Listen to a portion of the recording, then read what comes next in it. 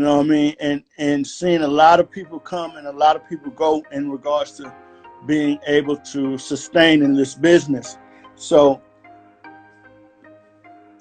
I always looked at this as a blessing because it was a way out.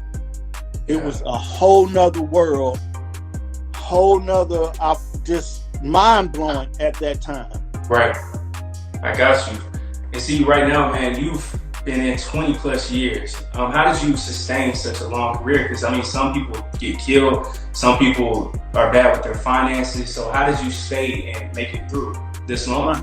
My grandfather, Joseph Courtney Sills Sr., always taught me to live below your means. That's real. My mother always taught me that all that glitters is not gold.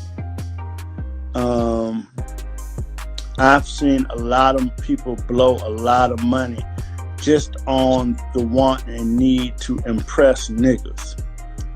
And that never really has been my thing. Because I've seen so many people die behind that. Like ultimately lose their lives because of jealousy and envy. Wow. I'd rather a nigga not know what I got. Yeah. You want to be a target. Yeah. As long as, whoever I was dating at the time and, you know what I mean? Not even them. Yeah. Not even a woman could really know what I was holding or what I had, period, because it wasn't for them. One note, see, at the time we used to say flexing. I just wasn't into the flexing. Like even my little flexes, I kind of thought about, I just was never that type of nigga, and it was never important to me. And you never could impress me with your stuff. Yeah. Like I wasn't impressed. I feel Still not impressed. That's real. Man, I see the plaques in the background, a lot of accomplishments. One of the groups that you were very integral in was, of course, 112. How did that whole experience start with the group, everything? Wingo from Jagged Edge. He was the when Tim and Bob were working on Boyz II Men's second album. Boyz II Men had just came off of selling 5 million albums on their first record. Now, not to say it stopped there, it continued to grow. Yeah. And they were working on their second album with Dallas Austin, and Boyz II Men were essentially living here in Atlanta. I was their barber, and Tim and Bob's barber, and Boyz II Men's barber, and they was just like, "Bear, we need our own group." At the time, they used to call me Huggy Bear. And now you don't want to hear the story behind that, but they said, "We need a group, man. Find us a group." And immediately, I connected with Wingo, who lived in the back of Pine Tree. He was quite a few years younger than me, and we went on a mission to basically find a group that he could be in and put a group together. And he ended up telling me about this talent show at Westlake High School. Okay. And that's where, and telling me about this group, and that's where I met the group Forte at Westlake High School. I don't remember the year; it might have been '93. Got you.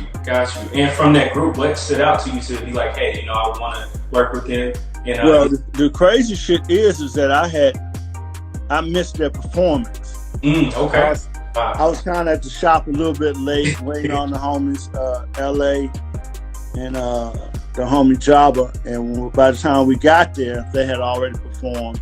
So I got their phone numbers and called them and set up a meeting to go hear them sing. And I went to one of their, I think Mike's grandmother's house, and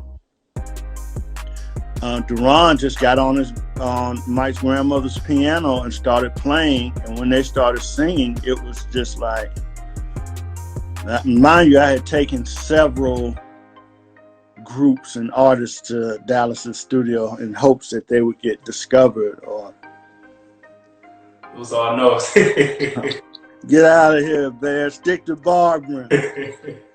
And so I said, let me try this one.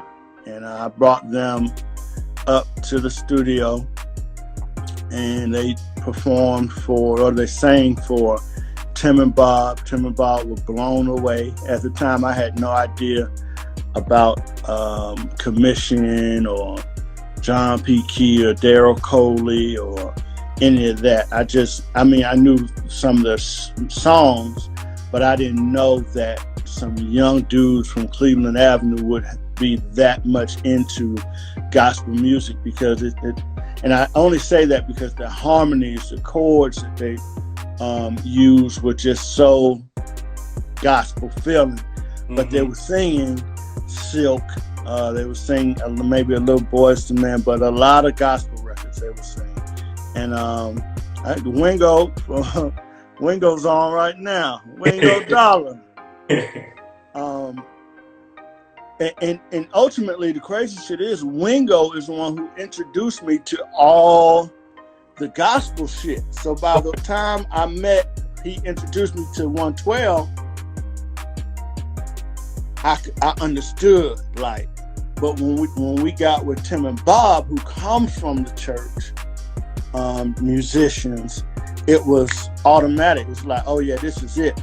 But Dallas was like, yeah, I don't know, I don't love it. Kevin Wells loved it, and from there we just started developing the group and working. We got Killer Mike on. Shout out to Killer Mike, man. Yeah, my brother. Happy belated birthday again. I know you still going up, Killer. But yeah, so that again, none of this shit was planned. None of this shit was my dream. None of this shit was something I was always wanted to do in my life. It just, you plant a seed, and then it starts to grow.